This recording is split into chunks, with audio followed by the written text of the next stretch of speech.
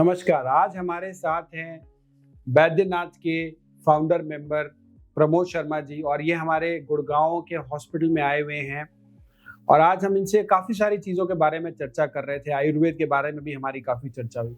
तो सर, मैं आपसे बस ये जानना चाहूँगा, आप इतनी पुरानी कंपनी आप चला रहे हैं, इतना एक्सपीरियंस है आपको आयुर्वेद में, आपके और आपके पूरे परिवार का बहुत बड़ा योगदान भी रहा है। तो सर, आप क्या आज की जनरेशन को, जो स्पेशली जेन ज़ी है, क्या कहना चाहेंगे कि आयुर्वेद उनको क्यों अपनाना चाहिए? Thank you Puri ji. तो पहले thank you for inviting me to your जी पंचकर्म सेंटर जी एंड बहुत अच्छा लगा आपसे मिलके जी दोबारा, जी क्योंकि आप और हम थाईलैंड के अंदर जी आपने डेलीगेशन लीड कर रहे थे, वहाँ पे आपके साथ मुलाकात हुआ। तो it's a pleasure and honour for me also to meet you.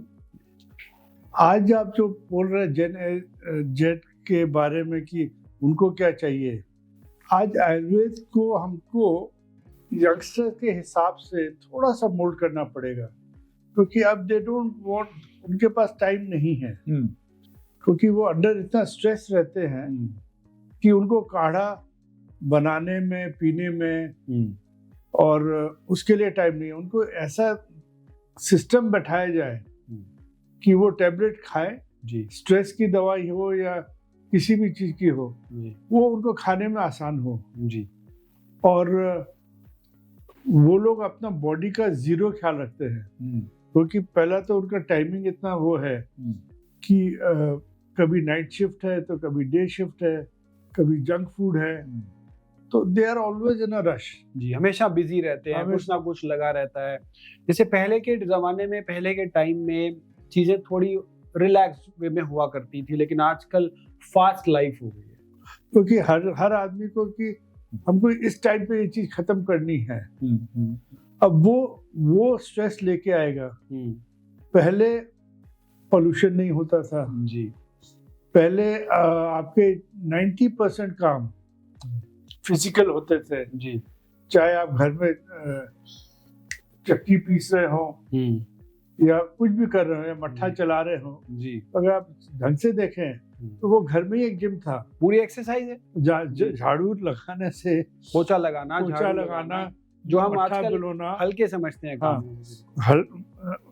आज वही चीज हम जिम में जाके कर रहे हैं। जी, जिम के मशीन पे वही करते हैं, ऐसे वही एक्सरसाइज है। वही एक्सरसाइज है। आप चक्की को अगर पीस रहे हो तो आप देखिए क्या क्या चीज चल रहा है, पेट पे भी असर पड़ेगा। बिल्कुल। तो वो चीज हम भूल गए। और चक्की चलाने का एक फायदा ये था कि उसमें चोकर रहता था जी। अब हम आटे से, उसमें गेहूं में से चोकर तो निकाल देते हैं, हम आटा खा रहे हैं। जी इज रॉन्ग जी। भाई, हमारा चोकर ही तो फाइबर है, वही फाइबर है मेन, और वही हमारे आंतों के लिए जरूरी भी है। वही है। तो हमारे जैसे आप लोग और हम लोग एक चीज कहते हैं कि हम आयुर्वेद में खाने से भी ठीक कर सकते हैं। पहले let diet be your medicine. जैसे पेट खराब है तो खिचड़ी खा लीजिए, नहीं तो दही बांध करके खा लीजिए। तो ये सब जो है, और प्लस इस टाइम पे, इस दिन पे ये चीज नहीं खाना चाहिए। जी जी। ठीक है, हम उसको रिलीजियस नाम दे दिया, बट अगर हम एकादशी का व्रत करते हैं तो कहते हैं कि 24 घंटा आपको कुछ नहीं खाना है। बिल्कुल जी। तो बट नेचुरल ब्लड, आपका पेट ठीक होगा, ब्लड ठीक होगा, दूसरे दिन एकदम ठीक और वही आज की डेट में ऑटोफेजी जिसको नाम दे दिया, जिसके लिए नोबेल प्राइज भी आ गया, और वो हम कितने सालों से करते आ रहे हैं। लाइक आपको एक छोटा सा एग्जांपल देता हूँ। छठ पूजा में लेडीज 36 घंटा नहीं खाती है। 36 घंटा में आप आयुर्वेद में देख लीजिए कि पूरा ब्लड आपका ठीक हो जाएगा। ठीक हो जाएगा, बिल्कुल ठीक है। तो और क्या हो रहा है? डिटॉक्स हो रहा है सर, डिटॉक्स हो रहा है, बॉडी का डिटॉक्स, है ना। तो उसी को हम कैसे अपनाएं और अपनी दवाइयों में गुणवत्ता कैसे लेके आए, और हम प्लांटेशन के तरफ, मेरा पर्सनली ये मानना है कि अब हम हर्ब्स कैसे उगाएं। मैं तो अपने बहुत सारे उसमें बोल रहा हूँ, गेहूं चावल बाहर से मंगवा लीजिए। हर्ब्स को उगाने के लिए हमारे को गवर्नमेंट शुड सपोर्ट अस। जी जी। क्योंकि एग्रीकल्चर, उन्होंने एनएमपीवी ने एग्रीकल्चर डिपार्टमेंट को दे दिया। एग्रीकल्चर डिपार्टमेंट के पास गन्ना, गेहूं, चावल, जी, उनके किसान ज्यादा है जी, तो उनके लिए हर्ब्स को कोई मायने नहीं रखता। जी। और हर्ब्स का मतलब मैं धनिया से लेके सब चीज मान रहा हूँ जो हम डेली यूज कर रहे हैं, डेली यूज कर, हर्बल, पर उसके लिए गवर्नमेंट ज्यादा सब्सिडी नहीं दे रहा और किसान को इसमें 2 पैसा एक्स्ट्रा मिलेगा। बिल्कुल मिलेगा सर, इसकी एमएसपी भी ज्यादा आएगी, एमएसपी भी ज्यादा आएगी, तो वो हम हैंड होल्डिंग, ये आयुष डिपार्टमेंट में वापस आना चाहिए, या एग्रीकल्चर डिपार्टमेंट एंटरप्रेन्योर्स से, इंडस्ट्रीज से और किसान के बीच में फिर समन्वय कराए और किसान को सही दाम पे, जैसे 100 रुपया है तो 100 रुपये पे अगर हमने कर लिया तो 3 महीने से लेके 5 साल तक प्लांट को लगता है आने में। कुछ को 5 साल लगेगा, कोई 3-3 महीने में आएगा। तो किसान को थोड़ा सा धीरे धीरे हर्बल में कैसे आए, और इंडस्ट्रीज जो है आयुर्वेदिक कंपनियां, वो उनसे एक टाई अप कर ले कि भैया हम इस 100 रुपये में खरीदे, चाहे वो 110 हो या चाहे 90 हो। बिल्कुल ठीक है। तो किसान को जब 110 होगा वो कहेगा मैं दूसरे को बेच दूंगा, 90 होगा तब आप कहेंगे साहब मैं तो 90 दूंगा। दोनों को बनना होगा, जी, किसान को भी और इंडस्ट्रियलिस्ट को भी। बिल्कुल। तो उसको एक सबसे बड़ा अहम मुद्दा आ रहा है आपके जड़ी बूटियों का, उसको हम कैसे उगाएं जी, और उसको उगाने के लिए सेकंड स्टेप जो जरूरी है उसको हम ऑर्गेनिक कैसे करें। जी। एक छोटा सा एग्जांपल ले लीजिए, पहले आंवला कहाँ से आता था? जंगलों से आता था। बिल्कुल, अब जंगल से बढ़िया ऑर्गेनिक कोई है नहीं। भगवान ने वो जो उनका जो गार्डन है, भगवान का ऑर्गेनिक है, भगवान का वो ऑर्गेनिक गार्डन है, भगवान धन्वंतरी का है। और अगर उसको अगर हम आज उगा रहे हैं तो फर्टिलाइजर डाल रहे हैं, फर्टिलाइजर इज हार्मफुल जी, वो तो उसके अंदर घुस रहा है सर। अभी आप फर्टिलाइजर से मुझे एक चीज ध्यान आई, अभी एक वाटर स्टडी हुई दिल्ली नॉर्दर्न इंडिया के, उसमें 73% वाटर में, पंजाब के एक रीजन में 73% ऑफ द वाटर सैंपल्स में यूरेनियम आया, और नॉर्थ इंडिया के पानी में भी मेरे ख्याल 15 या 20% सैंपल्स में यूरेनियम मिला। इस खतरनाक चीज के साथ हम फर्टिलाइजर्स और ये सारी जो चीजें हम जो डाल रहे हैं, ये वापस हमें ये फॉर्म में वापस आ रहा है। आप फर्टिलाइजर यूज करिए, पर हम लोग का कहने का मतलब है आप जैविक फर्टिलाइजर यूज करिए, नीम की खल्ली से करिए, गोबर का खाद है वो करिए, तो जो ऑर्गेनिक वे वाले फर्टिलाइजर है वो करिए ना जी। उसको हम लोग कैसे कर सकेंगे, और जो आपके वेस्ट निकलता है उसको दोबारा से कैसे यूज किया जाए जी, that has to be done. तो और आज के रोज ये जो हर्ब्स वाला जो है वर्ड, सिर्फ आयुर्वेदिक वाले यूज नहीं कर रहे हैं, ये हर्बल वाले, कॉस्मेटिक वाले, मल्टीनेशनल कंपनी भी यूज करने लगी है। सभी लोग यूज कर रहे हैं, क्योंकि पहले वो एक ऐड आती थी एक टूथपेस्ट की कि इसमें नमक क्यों है, अब वो कहते हैं इसमें नमक है, नमक होना चाहिए। और पहले हम नमक से ही ब्रश किया करते थे, टूथपेस्ट बाद में आई फ्लोराइड वाली, उसके बाद उन्होंने नमक को हटवाया, पब्लिसिटी कर करके दिमाग में डाल दिया, और अब नमक वाली टूथपेस्ट ही बना दी। तो वही है ना कि हमको, और आयुर्वेद क्या है ना कि आयुर्वेद दवाई नहीं है, आयुर्वेद एक शैली है, जीवन शैली है। आपने एक छठ पूजा का बहुत अच्छा एग्जाम्पल दिया। मुझे लगता है आज की डेट में हमने अपने कंपनीज में एसओपी बना ली, हमने अपने हर जगह को मैनेज करके बना ली, लेकिन अपनी बॉडी के लिए एसओपी नहीं बनाई। जब मर्जी खा रहे हैं, जब मर्जी सो रहे हैं, बिल्कुल सही, जब मर्जी उठ रहे हैं, अकाल भोजनम है हमारा, हर चीज जो है वो गड़बड़ है। बिल्कुल सही कह रहे हैं।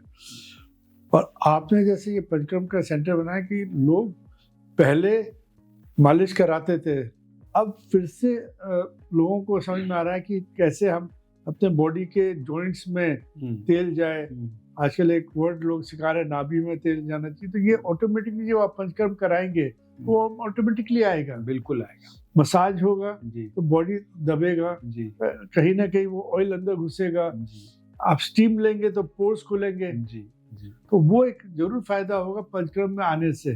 Panchakarma is just a word, वो पूरा ही जो कर्म जो है आपके बॉडी का होलिस्टिकली बॉडी जो है रिजुविनेट करता है, डिटॉक्सिफिकेशन होता है, एक नया जीवन, नया प्राण शक्ति और नई ऊर्जा के साथ जब पंचकर्म होता है तो आदमी को महसूस होता है कि वो 10 साल 15 साल जवान हो गया। और अगर वो मेंटेन भी कर सकता है, उसको डाइट फॉलो करे, हर्बल मेडिसिन हैं, रेमेडीज हैं, अश्वगंधा है, ब्राह्मी है, इस तरह की बहुत सारी जो रेगुलर बेसिस पे ले सकता है एज पर द रिक्वायरमेंट। आप ये देखिए कि भगवान ने जब यहाँ पे कोविड दिया पूरे वर्ल्ड में, तो सबसे ज्यादा नाम आयुर्वेद का हुआ। And we have to thank Modi ji also, Narendra Modi ji prime minister, की उन्होंने आयुर्वेद को उस वक्त बहुत बढ़ावा दिया। जी जी, काढ़े बहुत काढ़े समय लिए लोगों ने, सहजन की छाल से लेके और मोरिंगा से लेके बाकी आइटम भी। और हम लोग के वाकई वो तो है ही सारे दवाइयों में। जी, तो it is a part and parcel, चाहे वो आप चंद्रप्रभा बटी बोल लीजिए या च्यवनप्राश बोल लीजिए, कोई सा भी आइटम ले लीजिए, चाहे भस्म ले लीजिए, वो सबके सब बॉडी को हील करते हैं। जी जी। और अब एक स्लोगन में और हम लोग को ये हम लोग बोलते हैं प्रिवेंटिव। जी, एक चीज अब बोलना चाहिए, नहीं, प्रिवेंटिव से साथ साथ हमारा आयुर्वेद क्यूरेटिव भी है। क्यूरेटिव लोग है ना ये भ्रम फैला रहे हैं बाहर वाले कि नहीं आयुर्वेद तो प्रिवेंटिव है, नहीं, क्यूरेटिव है। सर अभी रिसेंटली मैंने एक पोस्ट देखी जिसमें एप्स्टीन फाइल्स आजकल बड़ी यूएस में है, तो वहाँ पे उसमें था कि वो प्रिवेंटिव ही दिखाना चाहते हैं आयुर्वेद, बिकॉज मेन स्ट्रीम जो एलोपैथी है वो कभी भी नहीं चाहेगा कि उनको कोई रिप्लेस करे या उस पावर में आए वो रिप्लेस हो। But in the benefit of humanity, in the benefit of everyone, I think Ayurveda is the best. It is no doubt. अभी एक डेनमार्क में किसी ने लिख दिया कि ashwagandha is not this thing, उसने किस चीज पे स्टडी किया वो देखने की बात है। फिर आपने उसके कौन से पार्ट पे किया, वो पार्ट हो सकता है हम लोग यूज होता ही नहीं हो। और एक चीज और भी सर, वो स्टडी कहाँ से फंडेड है, हाँ वो भी बहुत जरूरी है। अभी WHO का यहाँ पे दिल्ली में कॉन्फ्रेंस हुआ था, उसमें ये चीज एक सेमिनार था, एक वर्कशॉप था, इसके ऊपर लोगों ने अपने अपने दिए। तो हमको प्रो देखना है अश्वगंधा में जो फायदे हैं, जी जी, जो कि कहते हैं कि जिनसेंग से बेटर है, मोर एल्कलॉइड्स आर देयर। हाँ, बट उसमें हम लोग को, और CCRS तो कर रहा है, बट हम लोग को थोड़ा सा फाइंडिंग और निकाल के उसके प्रोटोकॉल्स ऐसे निकालने की, जैसे कोरिया वालों ने क्या किया, जिनसेंग को स्टडी बहुत करके क्लिनिकल ट्रायल करके उसके बहुत किए जी। तो उसको हम कैसे साइंटिफिक बेस में, साइंटिफिक एविडेंस देके हम लोग कैसे साइंटिफिकली उसे वर्ल्ड वाइड एक्सेप्ट कराएं, नंबर ऑफ रिसर्च पेपर ज्यादा पब्लिश करें, और ज्यादा से ज्यादा लोगों को जो आज की डेट में रिसर्च ओरिएंटेड चीजें सुनना चाहते हैं उस पैटर्न पे लेकर आए। क्योंकि हमारे जैसे भस्म भी है, वो भी तो बॉडी में काम कर रहे हैं, चाहे वो सोन भस्म हो चाहे कोई भी हो। और आज तक मैंने ये तो नहीं सुना है कि वो क्योंकि वो मरकरी है तो हमारा लिवर खराब कर दे। भाई दवाई आप ढंग से बनाएंगे तो बट नेचुरल वो चीज ठीक हो गया। आपको 11 फुट देना है या 100 फुट देना है कोई से भी आइटम पे, तो अगर आप वो तो देना ही चाहिए। अब आप कोई भी खाना आधा बना के सर्व कर देंगे, आधा कच्चा, तो ठीक है, बिल्कुल। उसमें थोड़ा सा प्रॉपर जो तरीके क्लासिकल टेक्स्ट में बताए गए हैं, वो तरीकों से अगर हम अपने औषधि निर्माण करते हैं और उस एथिक्स के साथ करते हैं और उसी विधि से करते हैं, तो मुझे लगता है कि बहुत अच्छे रिजल्ट्स आयुर्वेद में, क्यूरेटिव में भी। और हम लोग को एक चीज और करना चाहिए, आयुर्वेदिक जो नॉलेज है वो जो हमारे MD और ये लोग हैं आयुर्वेद में, मॉडर्न मशीन जो आजकल आ गई है उसका ज्यादा से ज्यादा इस्तेमाल करें। डायग्नोसिस के लिए स्पेशली वो है ना, तो वो उसको हम मॉडर्न साइंस को उसको हमको वो कोलैबोरेटिव एफर्ट करना, इंटीग्रेटेड और कोलैबोरेटिव। और हमारे सुश्रुत जी ने जो सर्जरी किया था उस वक्त एलोपैथी में ये नहीं जानते होंगे लोग जी, जब वो उस वक्त सर्जरी कर सकते हैं, तो आज हमारे ये प्रचार क्यों हो रहा है कि आयुर्वेद के जो वैद्य है वो सर्जरी नहीं कर सकते? ये तो हमारा जन्मसिद्ध अधिकार है। और फादर ऑफ प्लास्टिक सर्जरी तो आज भी आचार्य सुश्रुत है, जो मॉडर्न मेडिसिन भी मानता है। तो वो तो अलाउ वैसे ही करना चाहिए जी। We must thank government of India also कि AI all India institute of Ayurveda बना रहे हैं जी, दिल्ली में, गोवा में। तो ऐसे धीरे धीरे आप एक जगह था कि इंटीग्रेट करने की बात थी, तो पता चला कि नहीं आयुर्वेद अलग कर दिया, वो अलग एक साथ लेके आई है जी। और AI जो है उस टाइप का हर जगह खुली है, जैसे आप एम्स खोल रहे हैं वैसे ये खुली, ये भी खोलिए, दोनों को एक साथ जोड़ दीजिए। तो आपका इंफ्रास्ट्रक्चर सेम रहेगा, पर 2 बड़े डिपार्टमेंट हो जाएंगे। बिल्कुल ठीक। और कुछ जैसे फॉर एग्जांपल हम डायबिटीज की बात करते हैं, तो आयुर्वेद वाले वैद्य भी बैठे और डॉक्टर भी बैठे जी जी, और उसके अंदर क्या बेस्ट है वो करें। जैसे if I am not wrong, आप बेटर बता पाएंगे कि चाइना में शायद 1 या 2 साल तक सबको सब कुछ पढ़ना है और फिर वो कौन सा ब्रांच चूज करते हैं वो उसके बाद चूज करेगा। और वो चाइना वाले चाइनीज मेडिसिन, अपनी लोकल लैंग्वेज, ट्रेडिशनल मेडिसिन, हाँ, बहुत ज्यादा फोकस्ड है। तो हमने भी शुरू किया है, आई थिंक हमने भी डायरेक्शन अच्छी ली है, जहाँ पे हम आयुर्वेद को टेक्स्ट बुक्स में ले आए हैं। मैं एक आर्टिकल पढ़ रहा था जहाँ पे एनसीईआरटी के 5th, 6th, 7th में भी आयुर्वेद की जो डेली हमारा रूटीन है उसके लिए टेक्स्ट बुक में शामिल किया गया है उसको, कि एटलीस्ट एवरीवन शुड नो कि बॉडी के लिए क्या अच्छा है क्या। आज की डेट में लोगों को पता ही नहीं पिज्जा बर्गर के क्या नुकसान है। जैसे आप एक चीज बहुत अच्छा कर रहे हैं हम लोग के, आप देख लीजिए कि हम छाछ कब लेना चाहिए, दही कब लेना चाहिए, दूध क्यों नहीं लेना चाहिए। मैं तो यहाँ तक कहूँगा कि दही से बढ़िया कैल्शियम नहीं है, स्पेशली फॉर द लेडीज। छाछ आपके खाने को पचाएगा। दूध अगर लेना भी हो तो रात को लीजिए, बिल्कुल ठीक है ना। और मतलब जितना, जैसे चाय में अगर दूध ना डालें तो वो बेटर है, बिल्कुल, क्योंकि चाय दूध उसमें थोड़ा सा और नुकसान करेगा जी। और पत्ती भी अगर अवॉइड करें तो वो भी, अगर आप देखें कि चाइना में और जापान में पानी में चाय की पत्ती या हर्ब्स डालते हैं, ग्रीन टी और green lemon tea, green tea, कोई सा डिटॉक्स टी, इंस्टेड ऑफ चाय की पत्ती वाली T V should focus on herbal tea, जहाँ पे हम जड़ी बूटियों वाला उसको डाल के वो बनाए। हम उसको काढ़ा नहीं बोले, हम उसको डिटॉक्स वाला वो बोले। It should be a branded name, हम उसको इस तरीके से। उसमें आप आई नो सम पीपल जो कि थर्मस में थोड़ा सा हर्ब्स डाले, गर्म पानी, और वो पीते रहते हैं। उससे बढ़िया डिटॉक्स ही नहीं है सर। उससे बढ़िया डिटॉक्स, आपकी ब्लोटिंग भी काम करता है, बॉडी को रिजुविनेट भी करेगा। हर्ब्स जो है इतनी पावरफुल हैं। और इसमें क्या है ना कि पैसा भी नहीं लगना है। एक होता ना कि साहब हमको पैसा लगना, ये पैसा नहीं लगेगा। आप गिलोय अपने घर पे उगाएं, हाँ, आराम से उग जाती है। और अपना पानी गर्म करके गिलोय वाला पानी अगर लेना शुरू कर दें, उससे बढ़िया तो इम्यूनिटी बूस्टर ही नहीं। सहजन आप करके अपने दाल में डाल दीजिए, मोरिंगा दाल में डाल दीजिए, सहजन का सब्जी बना लीजिए, और क्या चाहिए। आज के रोज अगर हम देखें तो हमारे किचन में, हमको उसको मसाला नहीं बोलना चाहिए, कहते हैं वो हमारी औषधियाँ हैं, जड़ी बूटियाँ जो कि आप अलग अलग उसमें रखते हैं। जी जी, हल्दी, तिल जी, कोई सा भी आइटम ले लीजिए आप, you name any this thing, वो आपकी जड़ी बूटियाँ है। जड़ी बूटी, बिल्कुल ठीक है जी सर। हल्दी is one of the best antibiotic, one of the best anti जो है, इसमें एंटीवायरल गुण भी हैं, इसमें एंटीबायोटिक भी है, सारी तरह के इसमें जो है हल्दी में गुण है, इम्यूनिटी बूस्टर है। और अमेरिका भी काफी रिसर्च हो रही है। तो चाहे सॉल्ट बोल लीजिए, अदरक बोल लीजिए, है ना, कोई भी आइटम बोल लीजिए, वो सारे के सारे आपको। अब तो वो अमेरिका में और यूएस में तो वो शॉट्स, टर्मरिक शॉट्स और वो इस तरीके के बहुत पॉपुलर है, लेकिन हम तो कब से यूज कर रहे हैं।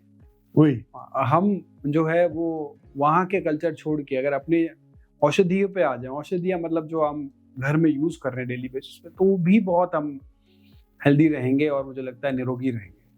एक पुनीत जी, एक चीज मेरे को हमेशा, क्योंकि आप बता सकते हैं, अमेरिका में, यूरोप में आम के साथ वो लोग दही लेते हैं, मिल्क शेक।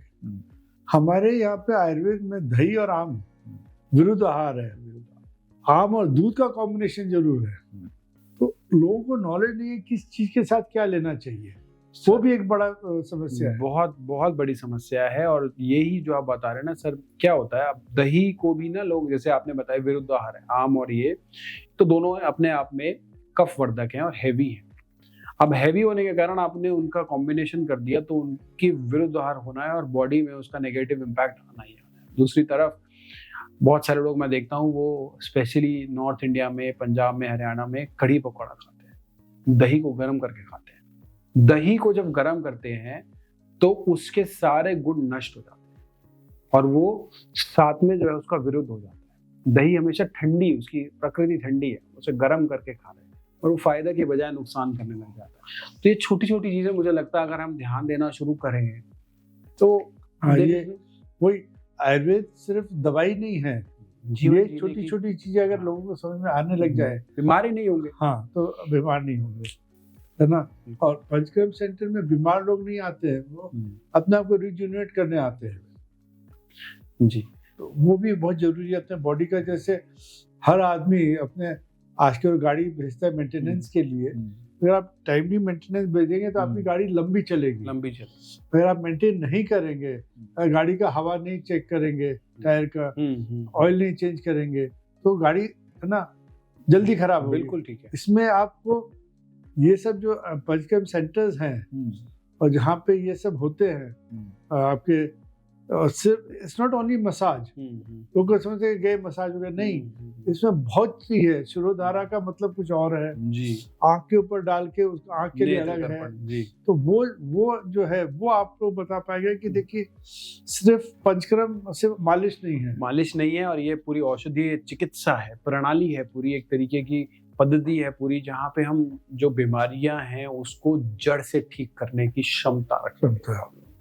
मुझे लगता है ये तो बहुत जो है, जो राजा महाराजा हुआ करते थे वो पंचकर्म उस जमाने में भी कराते थे क्योंकि वो उस समय अफोर्डेबल था उनके लिए। लेकिन ये आज के ज़माने में सरकार ने इतनी सारी फैसिलिटी दे दी है कि वो ट्रीटमेंट आज हर किसी के लिए अवेलेबल है, अफोर्डेबल। और बल्कि अच्छी बात है ये, जब सरकार ने ये पहल किया है जी, शुड बी लाइक ना utilised by people. Absolutely.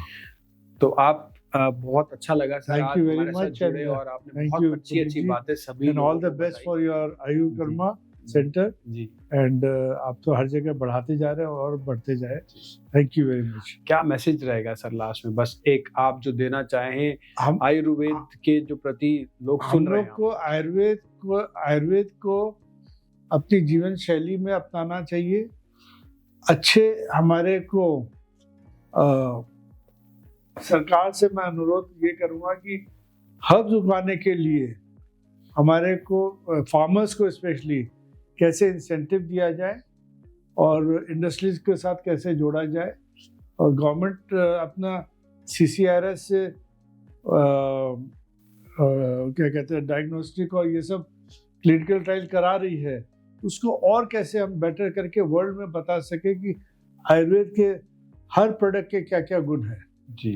That we have to tell them, and we are better than anybody else. Absolutely right. Ji.